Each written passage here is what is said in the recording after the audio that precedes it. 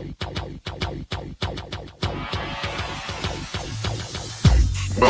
to the Odds Breakers, number one place for shared, sharp betting information.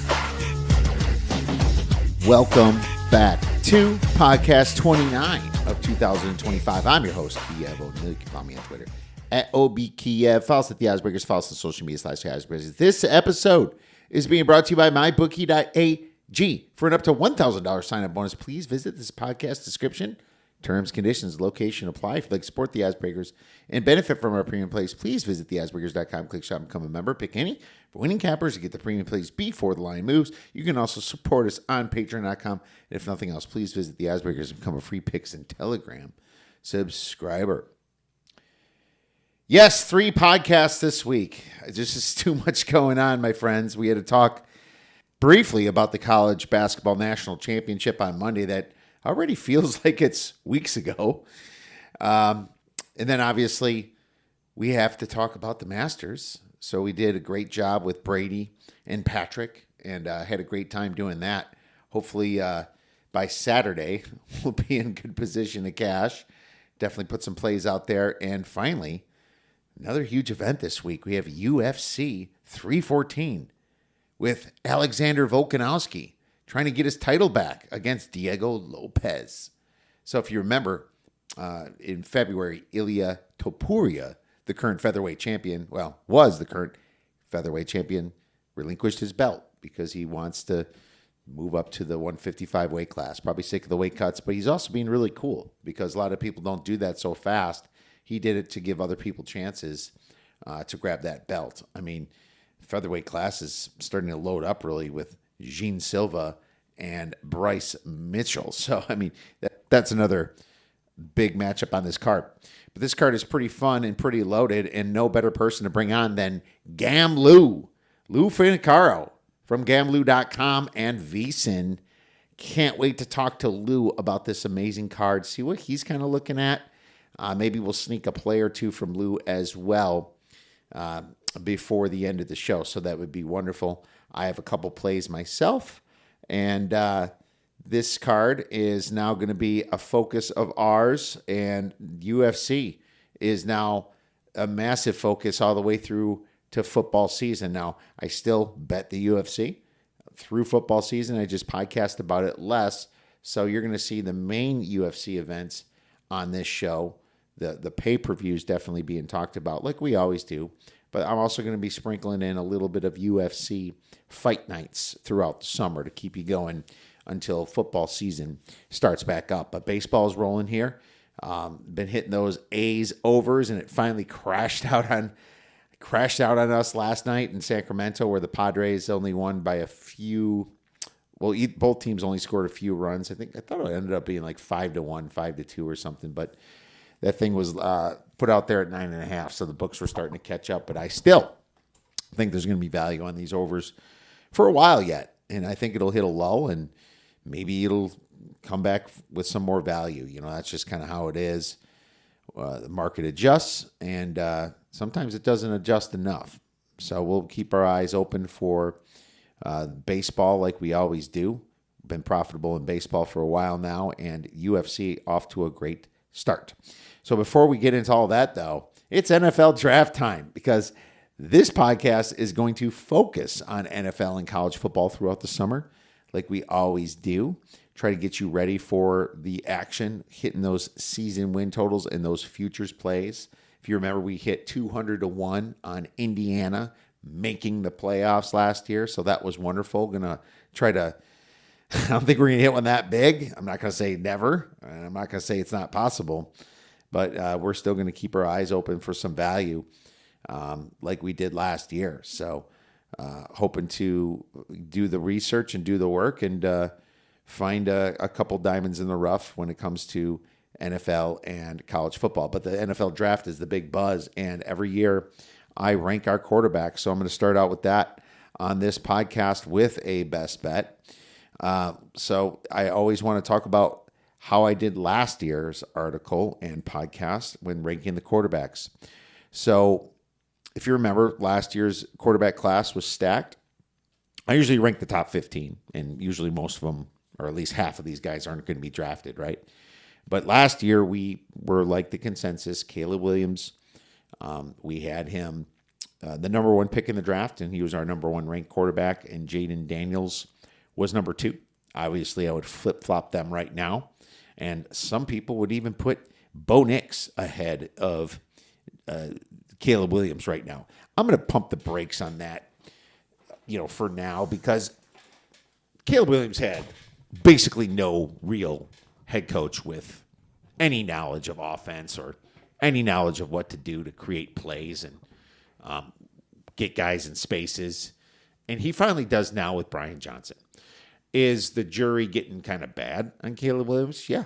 I mean, he was very inaccurate last year because I watched the Bears games, even though his numbers showed pretty well, and he did avoid the interceptions. But he just took a ton of sacks and just was inaccurate and just did not know what to do up there. That's not how you do football in the NFL. Offensive coordinator like Brian Johnson is going to fix that, in my opinion. So I still think Caleb has a great chance to become successful. But right now, I would flip-flop it and definitely have Jaden Daniels. What we did last year that was right was hit our best bet. J.J. McCarthy draft position over 5.5 plus 120 on DraftKings.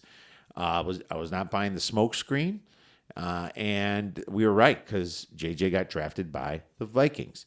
But at the same time, I also had J.J. McCarthy ranked 7th in my quarterbacks, which is, and I had a potential bust alert just because everyone had him picked 3 or 4, right, behind May. Well, I'm not so sure if he's a bust because right now he's going to be, and I should have understood this last year more, and I was wrong about it. That Coach O'Connell is fantastic. And he's going to put J.J. McCarthy in winning position. So I think I'm wrong to put bust alert on him from last year. I think he could be a very good quarterback and maybe even better than Sam Darnold was last year. So probably wrong about that. I had Drake May as my 6th best quarterback. I would move him up to 5 right now. And Sam Hartman I had at 5th. And I had no clue that he was not only going to not be drafted, but he is the second string to Jaden Daniels. He walked onto the Commanders, and now this dude has really no chance to start, in my opinion, being behind the best rookie last year in Jaden Daniels. So a rough one for me on that. But being right about Bo Nix was fun because I had him in my top 4, and most people had him as the biggest bust candidate last year. Well, was happy that proved to not be the case, and I know he's going to go into a sophomore year where you see sophomore slumps, but man, the kid looked really poised on that Broncos team, so I give it up for Bo Nix. And Michael Penix at number 3, when he finally got in for Cousin, he looked really good. So even though he's a lefty quarterback and he's got a bonehead for a coach, I still think I was right about Michael Penix having him, around the 3 range too. So Bo Nix and Michael Penix, we'll see next 3 or 4 years who's going to be better. But right now, I suppose I would put Bo Nix at 3. But either way, I think you can flip-flop these guys and find out how good they really are after, the first few years playing NFL football.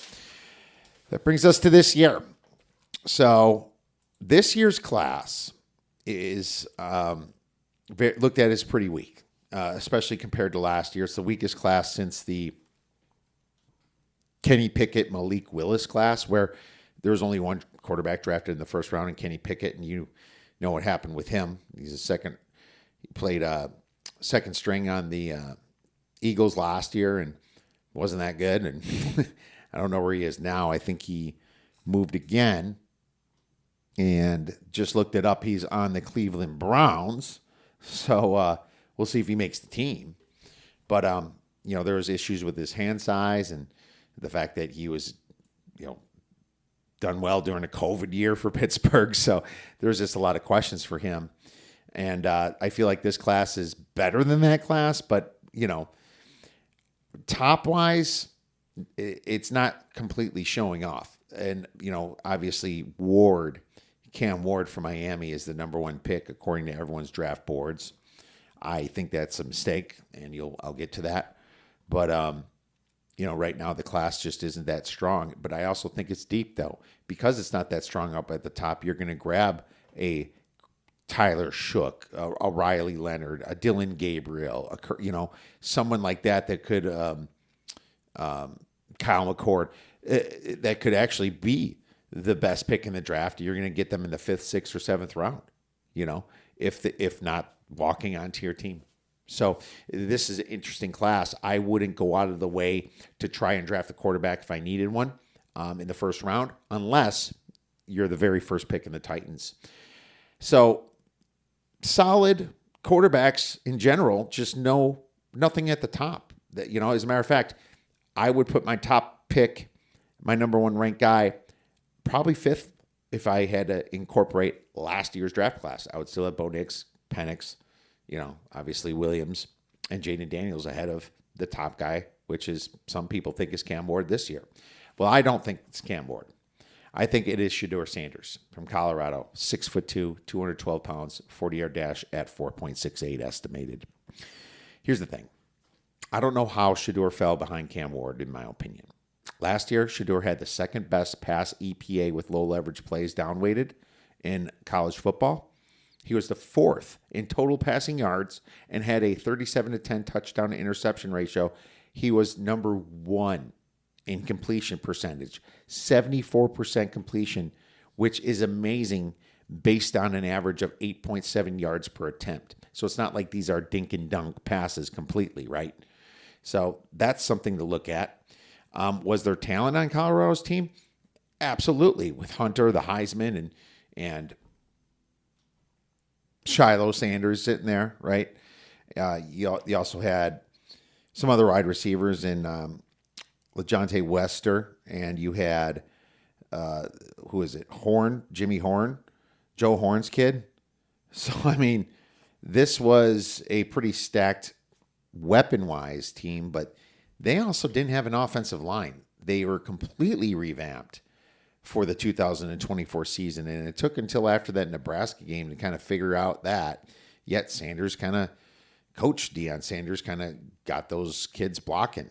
And if you look at the comparison of talent on Colorado, it still doesn't stack up to the top SEC teams. It still doesn't stack up to most of the top Big Ten teams, Michigan, Penn State, Ohio State, clearly.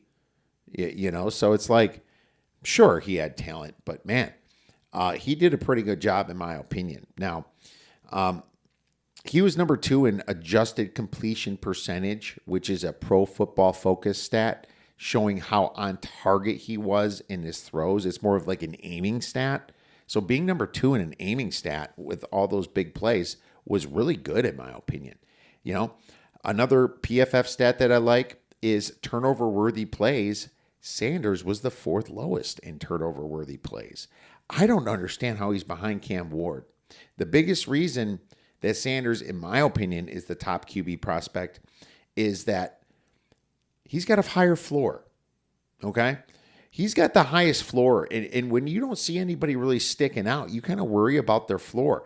Just being the son of a superstar like Deion Sanders shows me that he operated in the most pressure in pressure situations to be great. Imagine having to live up to that. But not only that, I think that he's going to have a high floor because Deion's just not going to let him fail in the NFL. He's going to make sure that his kid is playing good ball. And that could be a distraction for teams if he's involved. But I don't think Shedeur is the kind of guy that's going to be bad. I don't know if he can be great, but I don't think can be bad. If he was 6'4" and ran a 4.40, he'd be clearly the number 1 prospect. But, it is what it is. He doesn't have his dad's speed, but man, does the kid throw some accurate footballs. I have Shedeur Sanders at number 1, and I don't see why the Titans wouldn't want to draft him because they need a star in Nashville. I think when you're a smaller market team, you need the star name. Sell tickets and bring some excitement to that team. I don't think Cam Ward is it. But here we are. That's my opinion. I've been right about these things. I've been wrong at times. We'll see what happens after the draft. Number 2, Will Howard, Ohio State, 6'4", 235 pounds, runs a 40 at 4.85. I put sleeper alert because people have him like 6th, 7th in their draft boards. Being that I have him at number 2, I normally don't like putting a guy who played around the best talent in football up this high, but the kid's also shown great when he was at Kansas State. You know, he almost he won against TCU that year, even though TCU made the playoffs. They beat TCU in the championship game. So he may have, a little bit of mechanical issues, but he's got some very quick thinking. He understands the game. He can go through his progressions. He did it in the playoffs, like we saw. He checked down very well, very flawless in those college football playoff wins. And, that tells me he's got some clutch to him. He's got some size at 6'4" and some weight at 235. I mean, we'll see what happens when he goes behind a normal offensive line, not like Ohio State offensive line. But Ohio State's offensive line was also really banged up last year, if you remember. Will was the second in completion percentage, 73%, with a massive 9.5 yards per attempt. Very clutch. If he can fix his mechanical flaws a little bit, because you have to get rid of the football faster and some of his timing issues on his throws, dude, this guy could be great. That's why he's my number 2. And I still don't have Cam Ward number 3 because I have Jackson Dart number 3 from Ole Miss. Height 6'2", weight 225 pounds, 40-yard dash, 4.85. Jackson Dart is a solid prospect who played in a very quarterback-friendly system under Lane Kiffin. One good thing you can say about Jackson is that he put up some elite numbers. He was 4th in QBR, 5th in pass EPA, 3rd in passing yards, and only 6 interceptions last season. His biggest issues include arm strength and lack of mobility. So, that's going to be a concern when people look to draft him. But Jackson's got a nice quick release. Unlike Will Howard, he gets rid of the ball. He throws with anticipation, which is great for the NFL. He can take a hit, and he's proven to be okay with that. He needs to work on his footwork as well as his progressions through reads. But I'm also kind of concerned about his end-of-game performances. He needs to be more clutch. I think that Ole Miss was easily a top 12 team last year, just didn't make the playoffs because of some of the chokes, like against Kentucky and other wins. But all in all, solid quarterback prospects, but I doubt that teams will differentiate him that much from the rest of the others in the draft. So that leads me to my best bet, and it's more plus money. I think Jackson Dart may not get drafted in the first round, but I see Jackson Dart draft position over 24.5 at plus 150 on DraftKings. Okay, I'll do that for a half a star. Maybe I'll get cute with the quarterback prop in general. But just because I don't see a ton of separation in a lot of these quarterbacks, I think only 2 get drafted in the first round. But it's just safer, in my opinion, to say that Jackson Dart might get drafted 25th through 32nd. Maybe somebody trades up and grabs him in the late first round. I think you're going to see some trades in this draft. And next week's going to focus on my mock draft, where I'm starting to work on it already. But in this situation, I just don't think, even though I kind of like Jackson Dart, I don't think he's going to be a first rounder. Now, people think that the Steelers are going to draft him, but that brings me up to Kenny Pickett. I mean, is Jackson Dart that much of a different prospect than Kenny Pickett? I don't know, man. I don't know. And I'm not sure if Steelers fans are going to like him being picked when there's guys like Aaron Rodgers out there, and heck, Aaron Rodgers might even be signed before that. If I'm the Steelers, I grab the best position or best player available, and I just come back with like a Kyle McCord, maybe a Jackson Dart. If he falls to you again, you can trade back up for him. Maybe you get a Tyler Shook. Quinn Ewers is out there.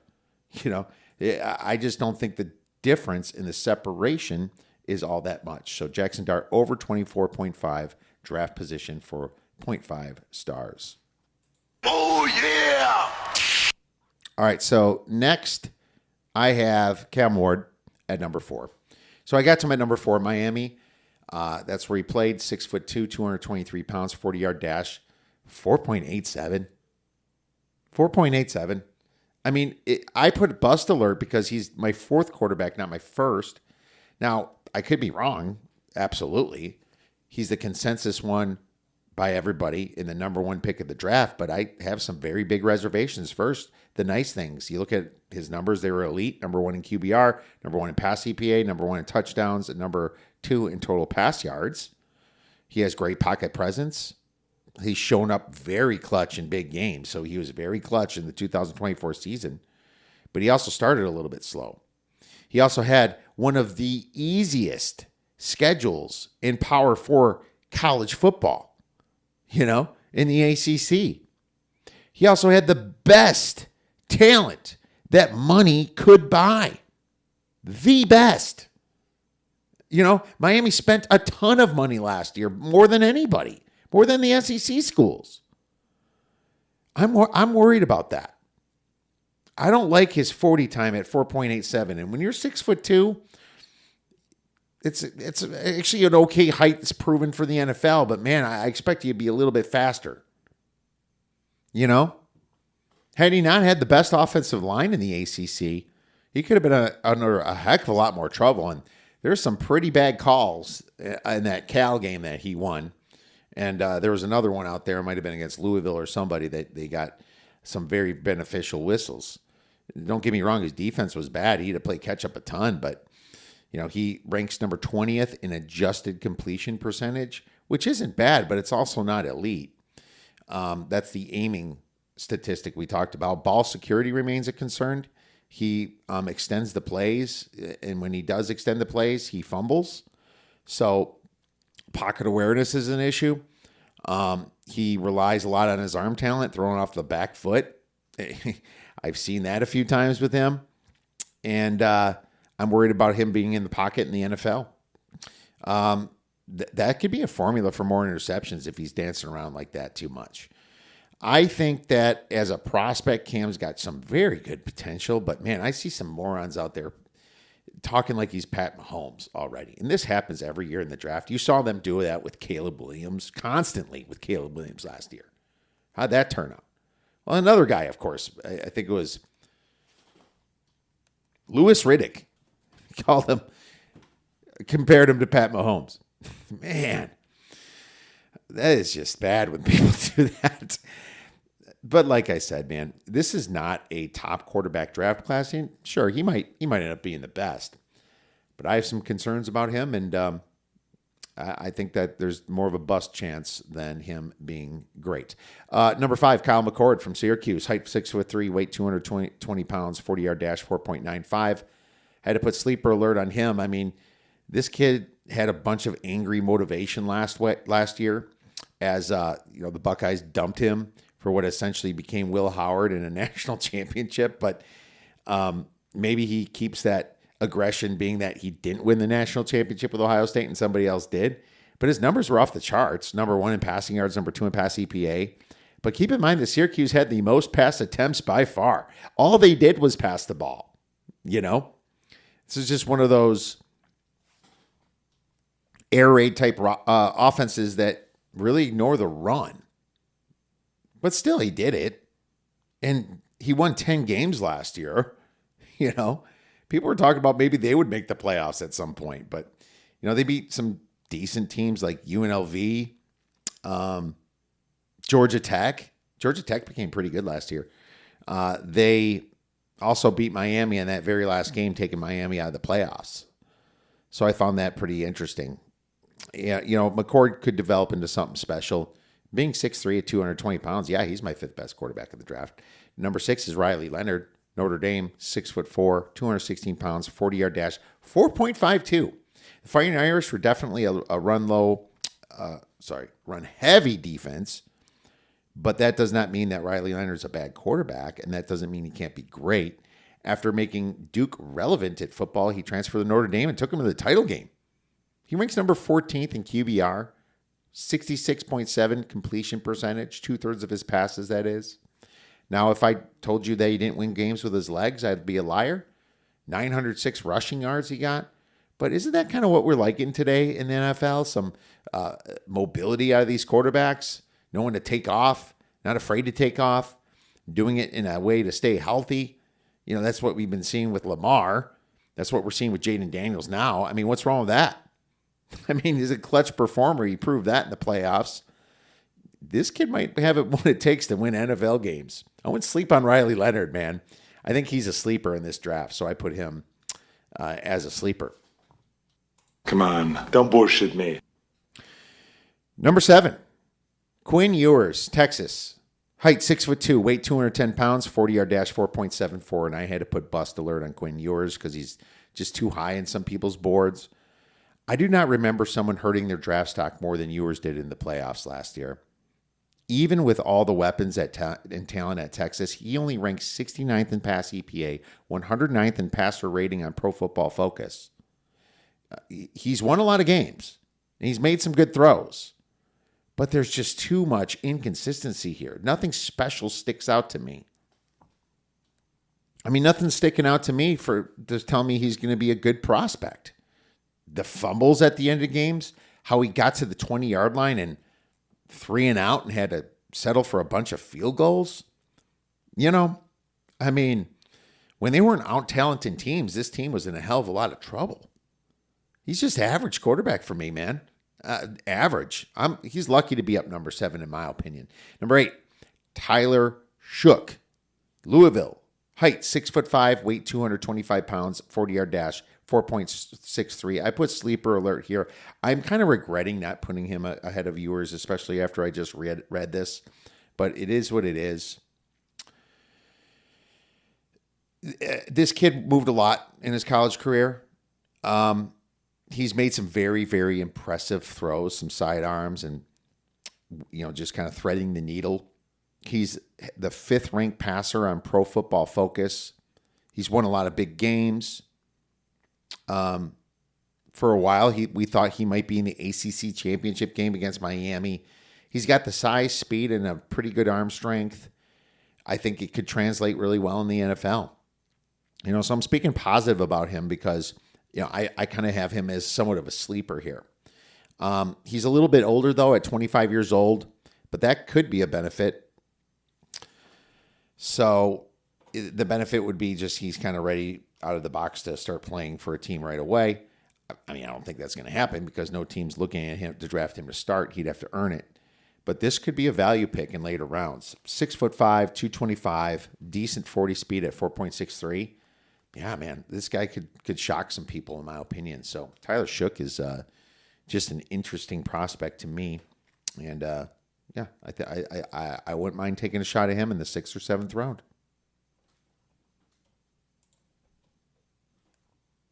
Next, we have number 9, Dylan Gabriel, Oregon. Height 6'0", if that's even true. Weight 200 pounds, 40-yard dash 4.83. If size doesn't matter, you better be fast, kid. And you're not. Unfortunately for Gabriel, like I said, he doesn't have either. He has great numbers for the Ducks, 2nd in QBR, 3rd in pass EPA. But man, this team at Oregon was stacked. They're stacked. Great coach in Danny Lanning. Pretty easy Big Ten schedule. He did beat Ohio State, but there's a lot going on at the end of that game. I'm not saying it's impossible that he's going to make it in the NFL, but man, I'm just thinking it's not probable. And if you're a GM and you decide to pick him and he does not turn out, you're fired. Finally, number 10, Curtis Rourke from Indiana. Height 6'5", weight 223 pounds, 40-yard dash 4.74. I wish I could say that Indiana's success was more based upon the quarterback than Coach Kirk Cincinnati. But let's face it, the Hoosier schedule was the easiest out of the 12 playoff teams. The good news is that Rourke is big and strong with a good eye finding the open receiver. He threw a nice 69.5 completion percentage at 9.5 yards per attempt, but I think it was just all coaching, baby. Some NFL teams might take a late round or a walk-on shot at him, but man, it's just a reach. I think he played in Ohio for a reason, and that's because he just wasn't an elite quarterback, and he just had to have a perfect situation, and he's lucky to be mentioned in this draft class, in my opinion. I mean, could he be Big Ben type player, Big Ben 2.0? He seems to be a little faster than Big Ben. He runs a lot. Maybe he's like a modern day Big Ben. Could that happen? But I'm just reaching right now. I wouldn't draft him, but this could be, like I said, another diamond in the rough because I have him ahead of some other big names that we're about to go into in my 5 that just missed it. And we'll start right away with Jalen Milroe, number 11, Alabama, height 6'2", weight 225 pounds, 40-yard dash, 4.4. Remember when I said Anthony Richardson is a poor man's Cam Newton? Well, Jalen Milroe is a poor man's Anthony Richardson. Brady Cook at number 12, Missouri. Height, 6'2", weight 215 pounds, 40-yard dash, 4.59. Brady measures 6'2", wearing Robert De Niro shoes. He's measuring at 6'2". Brady has had the better season in 2023, not in 2024. The kid's got some heart. He's just not an NFL-sized kid. Number 13, Graham Mertz from Florida. Height 6'3", weight 216 pounds, 40-yard dash, 4.95. I remember when Pat Mahomes tweeted about him after he beat Illinois with my Badgers years ago now. Ever since then, it all went downhill. Number 14, Garrett Green from West Virginia. Height 5'11", weight 201 pounds, 40-yard dash, 4.5. Green is the best quarterback in the draft that you have never heard of. Unfortunately, after the draft, you will still have never heard of him. Finally, number 15, DJ Uiagalelei from Florida State. Height 6'4", weight 252 pounds, 40-yard dash, 4.87. The best thing here is that this might be the last time that I ever have to say DJ Uiagalelei. Oh, no! All right, my friends. Well, there you have it. We went through my top quarterback class. We'll know someday in the future if I'm ever right or wrong. You can also look back at the odds breakers on our quarterback class sites. Just put in the search quarterback draft and you should come up. Or quarterback rankings actually is probably a better search term, and see if I was off or on over the past 4 or 5 years. I think we started doing it in 2017, 18, or 19. I can't remember, but we've been doing this for a while now, so you can give me the judge on just by looking back. Now, let's talk some UFC 314 with our wonderful guest, Gamlu. Now, I am very excited to welcome back an amazing MMA handicapper and Lou Finocchiaro from Gamlu.com and the Sneak Teep podcast. You can follow Lou on Twitter at Gamlu.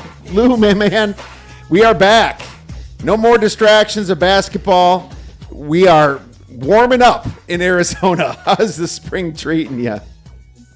Spring's great. We're talking on a Masters week. Baseball's going, but you're right. The UFC gets some eyeballs now, Kiev, because there's no basketball, there's no football, and it's kind of nice. It really runs for us until the Hall of Fame game, at which case we get dropped like a hot potato again for another season. Yeah, but it's a long time before then. And that's exactly kind of how it is. For me, I still watch the UFC events, at least on one screen. Don't get me wrong. I maybe wrongly or not, I prioritize some NFL over some UFC. But the funny thing is, at least lately, UFC's been kinder to me than the NFL. So I'm going to try to find the best things that work for me and anybody else that follows me here personally. But here we are, and that's an exciting event because UFC 314 is in America. It's in Florida at the Kaseya Center in Miami. Is there anything significant about this venue?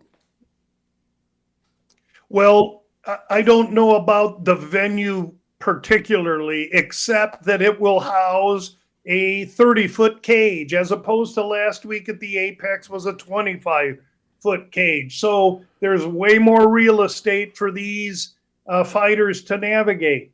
If you are a long-rangey striker and you're against a grappler or someone that wants to try and wrestle you, that space could be advantageous to you to keep them away. And so that has to be recognized as well. What these fighters love, they'll be in front of a huge fan base, and that's East Coast time. So by the time the main card goes, it's going to be 10. And at 10, there are going to be a lot of liquored up Miamians in that crowd watching the fight. So mostly what I would say, that's about the venue, or at least the physical settings. What's unusual about this card is when we go to England, we got English fighters and Irish fighters. And when we Go to Brazil, we got Brazil fighters. We went to Florida. There's only one Florida fighter on this card. Not only that, there's only it's him that trains in Florida, usually with all these Brazilians, and we have more than a handful on this card. They train at AT&T and all the great gyms in Florida. There's only one there. So any kind of home cooking or home advantage, or the crowd being for one of their big favorite Miami, that's off for this card, and we have pretty much a neutral fighter on fighter situation. I find that strange too. I guess with the retirement of guys like Jorge Masvidal and others, there's just less Miami fighters. You'd know more than me. I kind of assumed Chandler might have been from that area, so I looked it up in my research. He's from Missouri, so I can't figure it out. Actually, I'm stunned. There's only one fighter that trains out of a Florida gym on this card. I'm stunned about it. It's really unheard of. I don't see it often. All right. Well, hey, neutral sites is sometimes better for the non-biased situations. So let's take a look into this card in general.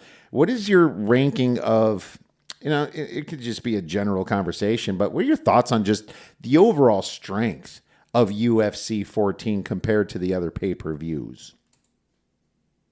Well, Kiev, that's actually a great question, and I don't give great answers to this because I make a business out of 44 to 46 fight cards a year. So I look at each, even though I think by strength you mean curb appeal to the masses. And if that's what we're talking about, this is 7 or higher in a rank of 10. Maybe last week was a 4 or 5 because there wasn't a lot of name recognition. However, I never know. You never know what pitch is going to be the one that you hit. And I don't know which fight card it's going to be that I end up liking based on results. So I try and regard them all similarly. But when you look at the 5 fights we're going to talk about on this main card, you've got curb appeal, you've got fight styles that are going to be interesting, and you have intrigue because on a number of fights, I can honestly say when I tell you on 1 or 2 of these, I don't know. I'm telling you, I don't know. I don't know is a better answer than a losing bet. And that's what we always preach. Not knowing is fine. Just don't force anything if you want to be profitable in the future. So that's a great answer, Lou. And yes, I did mean curb appeal because although this is a betting show, I like to try to gauge how many people are going to be interested, just based upon maybe the crowd, maybe the excitement. But in general, what's more important is making money to this show, into your business. And both you and I have cashed probably better in some of the smaller events on the weekly fight nights than we do sometimes in the big pay-per-view. But here we are talking strength. I find it very, very fortunate that Ilia Topuria relinquished his featherweight title in February. And I wonder if that was a precursor for Dana White to make this main event happen between Alexander Volkanovski and Diego Lopez, Lou. Yeah, Volk was really aiming for Ilya. Ilya left, vacated. It is what it is. We get this fight now and other featherweight fights. Now we're still on strength a little bit. And we have such a strong main event. I know we're going to get to that. But as far as strength and curb appeal on this card, there is one fight that's a lightning striker, and that's this Bryce Mitchell against Jean Silva. Jean Silva is a literal hand grenade, and he is devastatingly powerful, and he's from the Fighting Nerds team, which is almost undefeated. I don't know when the Fighting Nerd has been defeated, and he's sawing through guys. Mitchell coming off this devastating knockout. They give him a patsy that can't strike in his last fight to give him a little momentum. However, Mitchell has said some things in the press and publicly that are really controversial, that rubs and rankles the UFC wrong. And because of that, they've given him a little medicine. Who's the medicine? Jean Silva.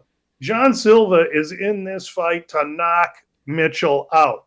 John Silva opened 450.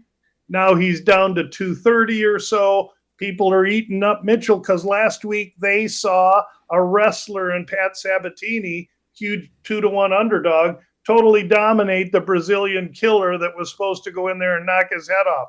They think that's going to happen here for many reasons. I don't think it will, but the fact that the Brazilian's saying he's going to scramble him and knock him out, and Mitchell's going to need counseling after this fight, and the fact that Mitchell feels insulted but knows that his remarks are controversial sets up intrigue in this card, in my opinion. This is the fight I'm looking forward to, and you already got to that. And obviously the stories behind it and the stupid things that Bryce Mitchell says. He needs counseling now because some of the things he said about Germany, and I mean, I don't care if he does if Hitler does the eggs the same way as you. You don't say you like anything about that.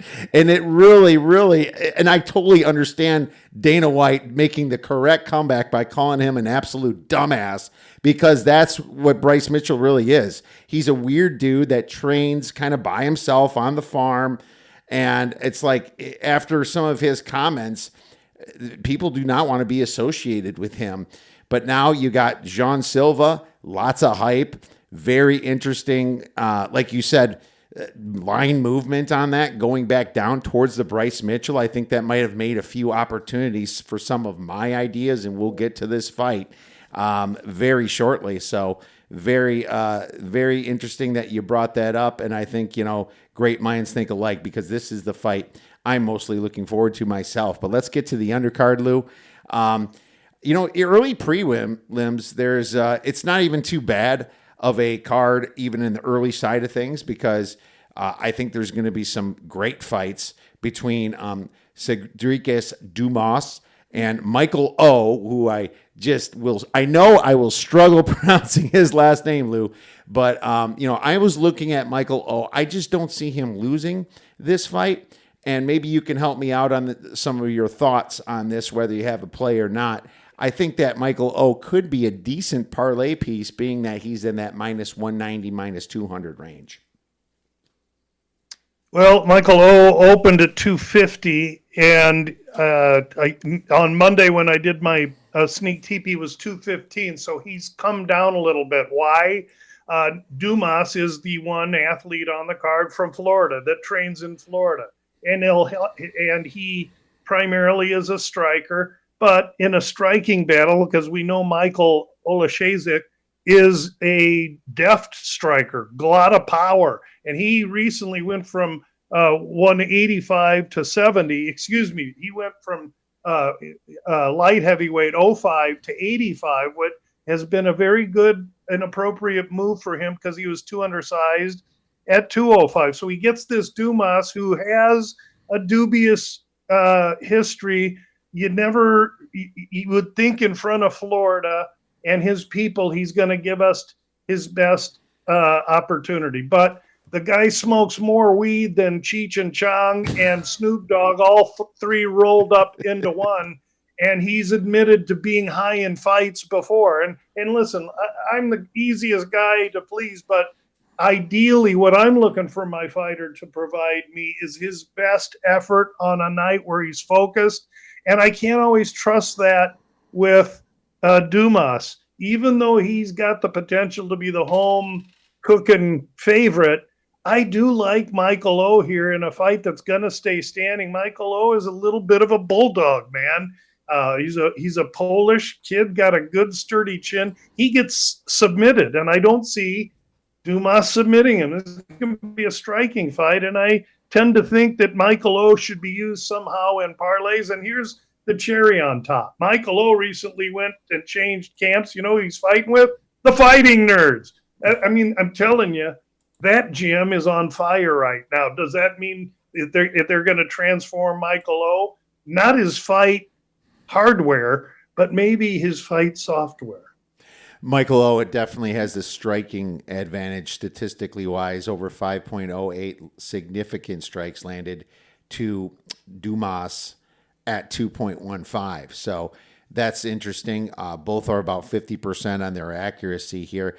I do see that Michael does absorb more. Maybe Dumas in his long range and his arms and, just his physique. Maybe he stays away a little bit more when he's fighting, while Michael O is the more forward-facing, stalking type of a situation. Would you agree? Well, yeah, we got to look at who Michael O's faced. The Cyclops, Shera Magomedov. No shame losing to him. Kevin Holland, long, tall, rangy guy, and Holland armbarred him. He subbed him. Michel Pereira, rear naked choked him. Kai Barallo, rear naked choke. He doesn't do well in the grapple. Meanwhile, we got Cedric Dumas. He doesn't know how to spell submission, to be quite honest with you. I mean, if we look at him, he had Dennis Tuilen in his last fight. Dennis Tuilen ain't even in the organization anymore and is really questionable fighter. And before that, he got beat by Ruzabov, who is, a good UFC fighter. I really think that the only thing that, in my opinion, Dumas has for him is size and physical attributes, which means something in a stand-up fight, and hometown. Other than that, I think the technical know-how and the better fight game and the sturdier chin and striking game lies with the shorter Polish fighter, Michael O.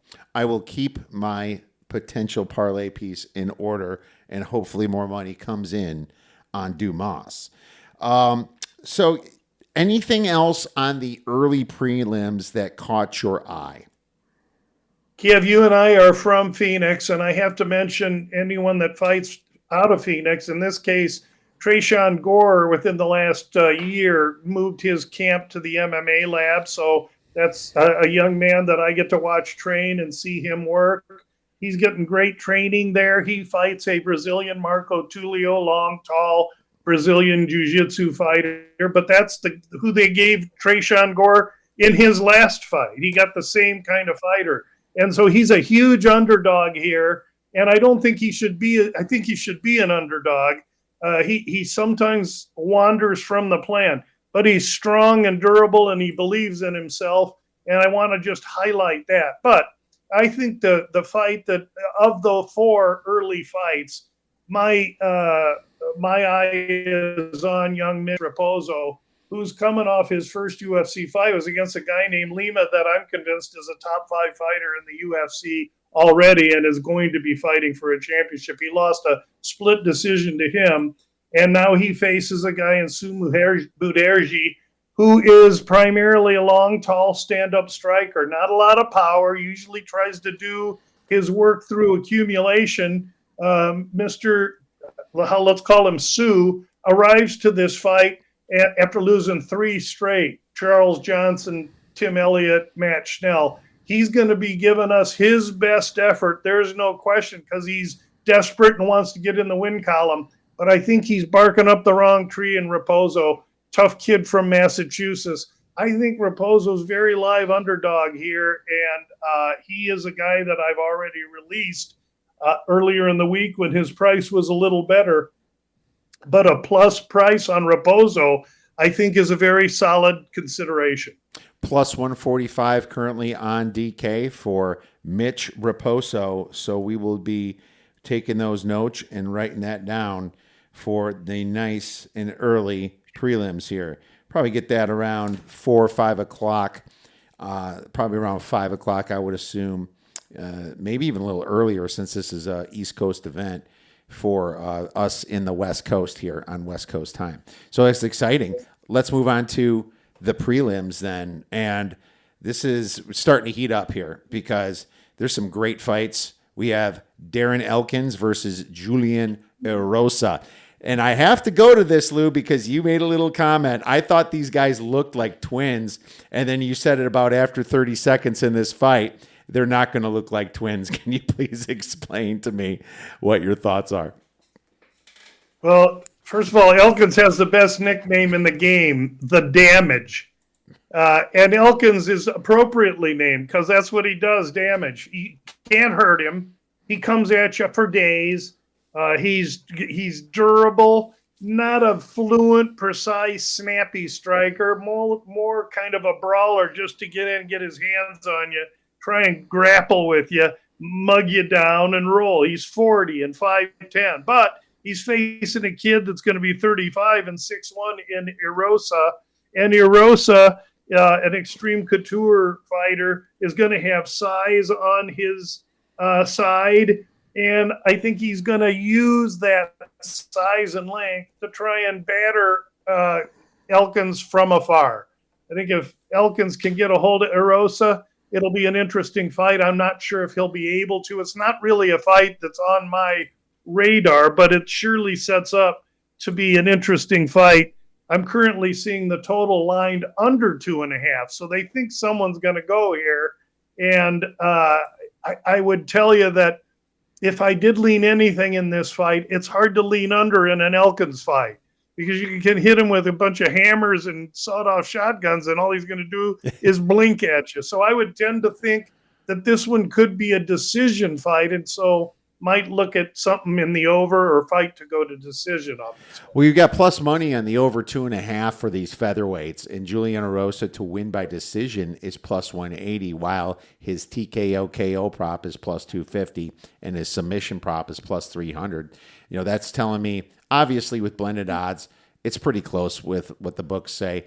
I think that I've watched Elkins fight enough times, and I've been surprised that he hasn't been knocked out as quickly as the damage he's been taking. It's funny that he's named the damage because I always feel like the damage happens to him more often than the damage that he's given out. But he does come pretty fast and fierce. And I think this is going to be a real exciting fight either way. So I'm still going to think more about this, but I lean Erosa. I didn't lean him enough to say I'm going to use him in a parlay, though. I'm still a little worried that I don't know enough about Erosa, and maybe Elkins finally gets one where he can win. Erosa is wildly inconsistent, and to consider him at that price, I think is suicide for me. But again, they got to put lines on all these fights, and we get to decide which ones we want to pick and choose at. So I totally get it. Well, let's blow over the next one because Jim Miller is literally plus 500 or more against Chase Hooper, who clearly is the much younger and hungrier fighter. Chase Hooper, came up through the ranks, and I feel like he was rushed into the UFC a little bit. Obviously, Jim Miller's been there forever, but he always kind of comes up from nowhere and gets that sub or that knockout. It's like Miller, it feels like when he steps up in competition, he really gets his ass kicked. But when he fights somebody that's, suspect, he ends up coming over the top. For his age, Jim Miller has been impressive. I feel like this guy has been there since, UFC 100? He's 41 years old. And this man just keeps on going. I have the utmost respect for him. He just beat Damon Jackson as a dog, too. Got him in a guillotine late last year. Did lose to Bobby Green, but went the distance. But winning 3 out of his 4 last fights was pretty impressive. When it makes me look at Hooper at minus 800-ish, I feel like those are just too far of a number that I can mess with this fight. Yeah, I mean, to me, what I do here, because Hooper is still learning, and he's going to want to get Jim Miller down. And so for that reason, it's Jim Miller via submission for some ridiculous high odds price that I put some recreational ham and cheese sandwich bet on. All right, $20 on Hooper by sub, or on Miller by sub, which is probably going to pay, 30-1 or something? I don't even know. I'll pull it up right now. It's going to be long, baby. It's going to be nice and long, and that's. I mean, to me, that's an easy way to just because that's Miller's path to victory. That's the mistake that Hooper could make, and I'm pulling it up right now. Jim Miller via submission, 1,800, baby. That might be a ham sandwich bet that would really be a fun one to hit, and it's not without the realm of possibility. I think it's his most reasonable way to win this fight, even though, let's face it, you got a 16-year age difference here. That's unheard of. And if you're worried, here's the thing. Even if you could even go a little Chase Hooper by decision, Miller just hasn't been knocked out that much.